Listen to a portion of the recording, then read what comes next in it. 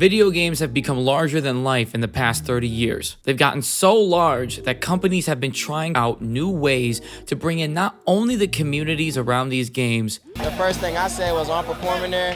Cool, I didn't ask about how much they paying, how much this. I said, can I get a copy of the game?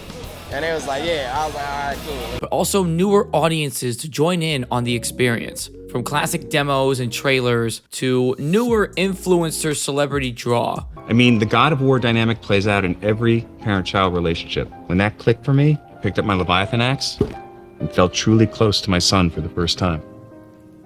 I'm 17. Today, we are going to look at what draws you into buying a game.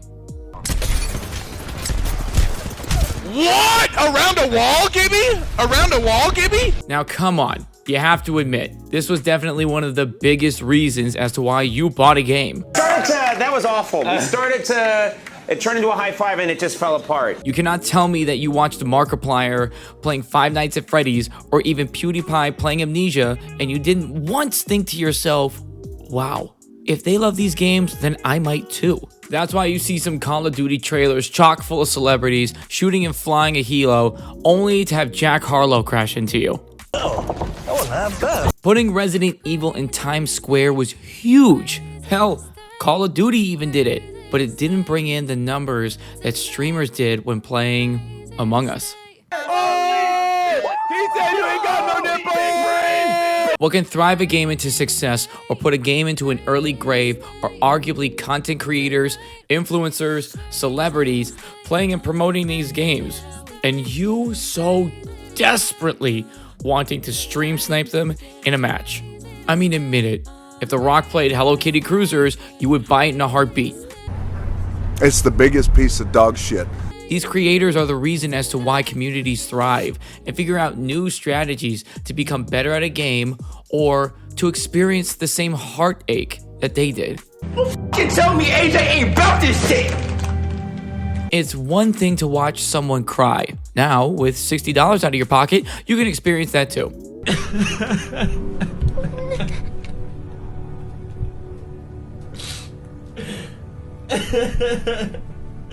Oh, fuck that.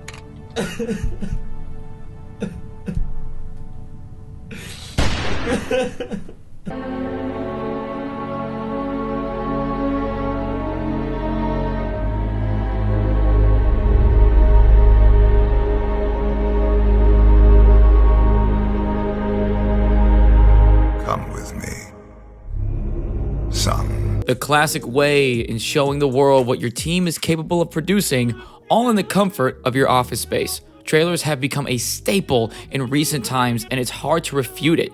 You can show them in multiple facets, give them as much or as little information as humanly possible, and people will eat that up.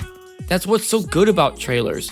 I can watch an incredible cinematic experience that looks like it should belong on a movie screen, and why isn't it? Or I can watch one filled with unique info and character development. However, what's the difference between this World of Warcraft trailer and this Left 4 Dead trailer?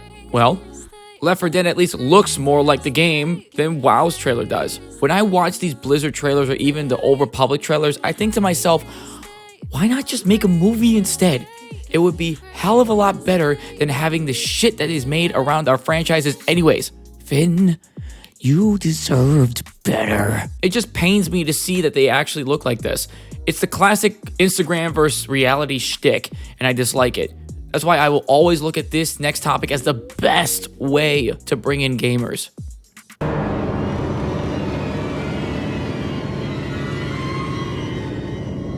This is the best way to bring in a new audience. Remove the flashy gimmicks, dispense with celebrities and their influence. The true way to get someone to buy your game is to have them play a snippet of it. That is what helps make a game the best in the business in the first place. Demos were the perfect way to see if you wanted to really play or not. Plus, it helps to bring home what your game is all about. Dead Space's demo is a perfect example. You play a small portion of a level, fight a couple of monsters, and before you know it, you get killed in the end. It brings fear and excitement to the player. Then, when they play that level again, they won't know if the monster is still there or not, bringing much more necessary suspense. Betas are also perfect examples to making people buy your game. I mean, imagine it.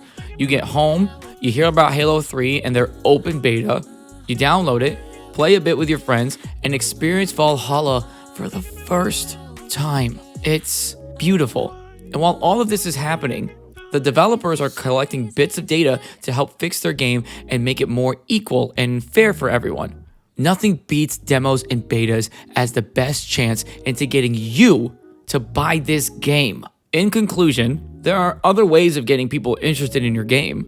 TikTok accounts will show creations of a video game from bottom up, and while that's exciting to see the process, I would argue that these 3 choices are the best way to getting you to buy their game. But let me ask you, what brings you into a game? Is it not on this list? Is it one of these different options that you have a better opinion about than me? I'd love to hear your thoughts in the comments below. Want to know what gets me into making some more of these videos? Is if you follow my socials.